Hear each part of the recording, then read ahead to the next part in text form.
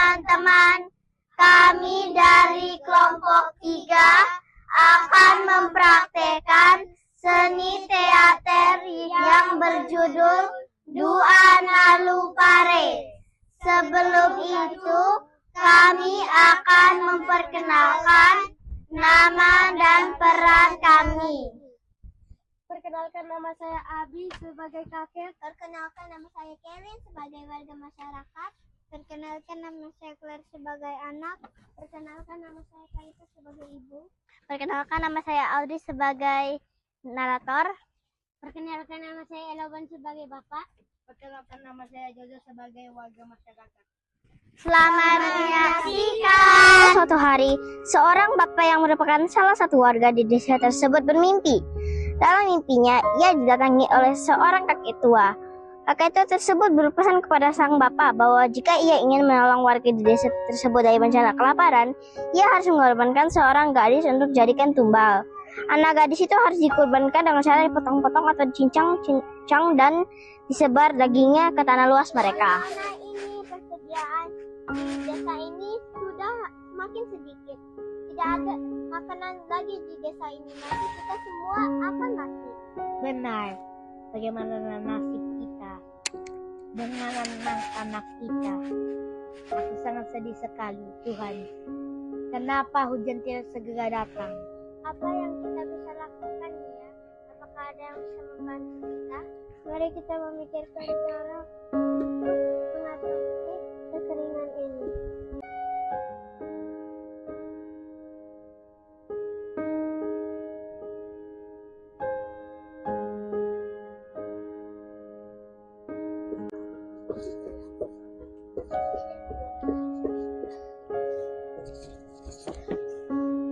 Hai anakku, aku tahu kalian sedang dalam kesusahan karena masa kemarau ini.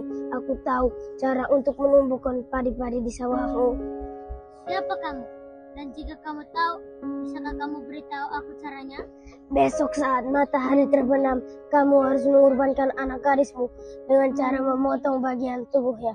Lalu sebarkanlah di ladang dan di sawahmu. Maka padi itu akan tumbuh dengan sangat subur.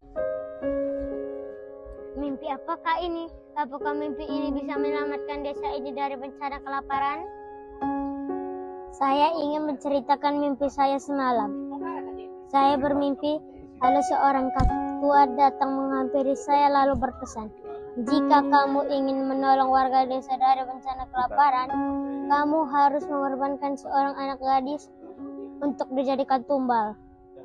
Dengan cara dijadikan tumbal untuk menyelamatkan desa dari bencana kelaparan.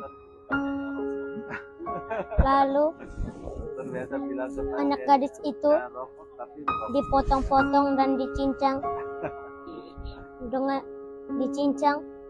lalu dagingnya disebarkan di tanah yang luas atau kebun mereka. Tidak, Pak. Mungkin ada cara lain untuk kita melewati bencana ini.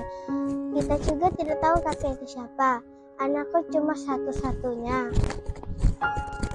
Bapak, Ibu, jangan saya ya. Saya tidak mau dijadikan kurban. Benar, saya tidak mau anak menjadi kurban. Yang lainnya tidak sama. Pak, Bu, bagaimana ini? Lubung kita sudah habis. Tidak ada makanan untuk kita semua. Tidak ada makanan untuk anakku yang masih bayi. Nanti dan juga orang tuaku sering sakit-sakit. Jika tidak ada berikan makanan untuk mereka, orang tuaku akan mati. Setelah mendengar tangisan dan keluhan warga pun, sang bapak memutuskan mengikuti pesan kakek dalam mimpinya dan mengorbankan anaknya sendiri. Ia pun mengajak anaknya ke kebun dengan alasan untuk mencari kayu bakar. Nak, hari ini kamu ikut Bapak ke kebun untuk mencari kayu bakar ya? Baik ayah, saya akan ikut ayah pergi mencari kayu bakar di kebun.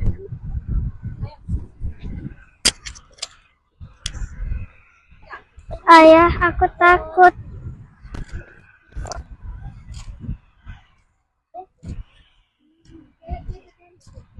Sabar.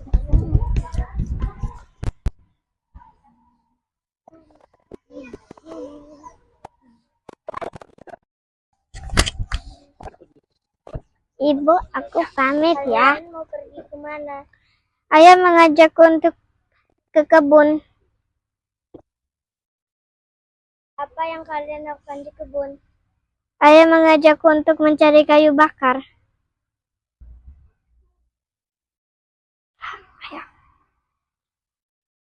Sampainya di kebun, mereka bersama-sama mencari kayu bakar.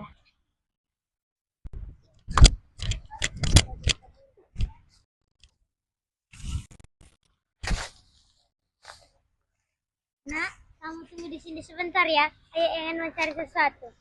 Ayah, jangan terlalu lama ya, sedikit lagi matahari terbenam. Ya, sebentar lagi kita pulang ya, Nak. Baik ya.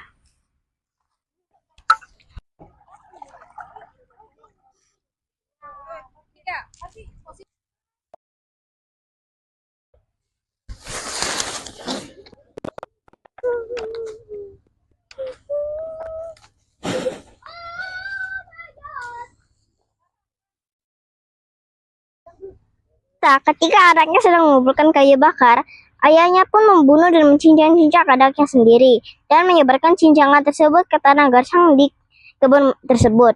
Ia sangat bersedih, tapi dalam hatinya ia juga ingin membantu dan menyelamatkan masyarakat dari bencana kelaparan.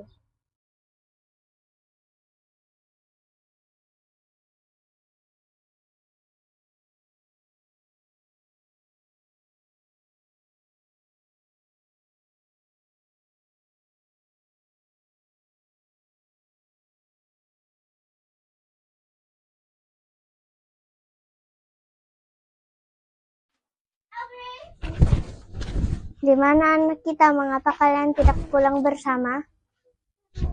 Ini sudah malam, mengapa anak kita belum kembali ke rumah? Anak kita sudah meninggal, Bu. Anak kita berkorban untuk desa ini. Apa yang katakan itu tidak boleh terjadi, itu tidak akan terjadi. Setelah seminggu, kakek yang datang dalam mimpi bapak tersebut datang lagi. Dalam mimpi tersebut, kakek itu berpesan pada sang bapak.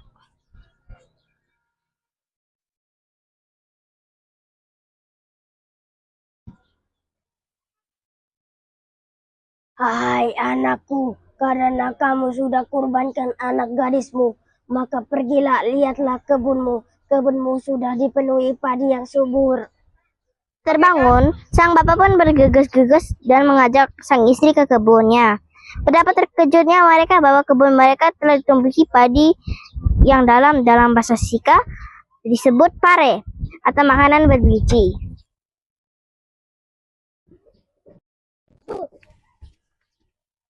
Semalam aku bermimpi kakek itu lagi. Kakek itu berpesan bahwa kebun kita sudah dipenuhi padi yang sangat subur.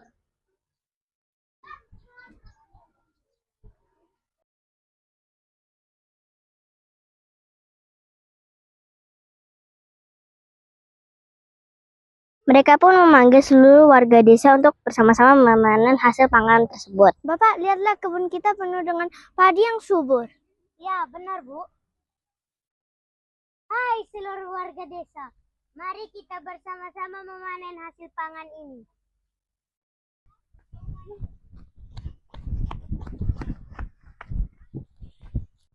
Lihat, padi dan tanaman ini dihasilkan dari perkorbanan anakku sendiri. Benar, begitu subur padi ini. Anakmu selalu jadi pahlawan kami. Terima kasih untuk mengorbankan anakmu sendiri, Pak. Dan terima kasih untuk mengorbankan anakmu, Bu. Benar. Terima kasih, Pak, Ibu. Sekarang kita tidak kelaparan lagi.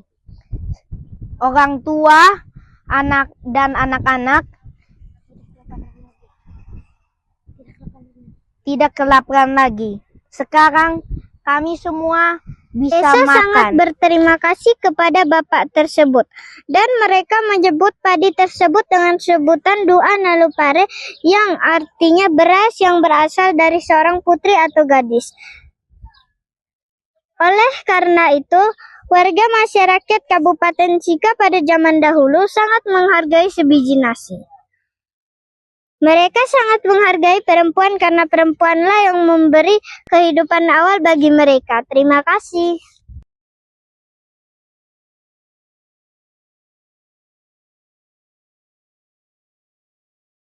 Sekian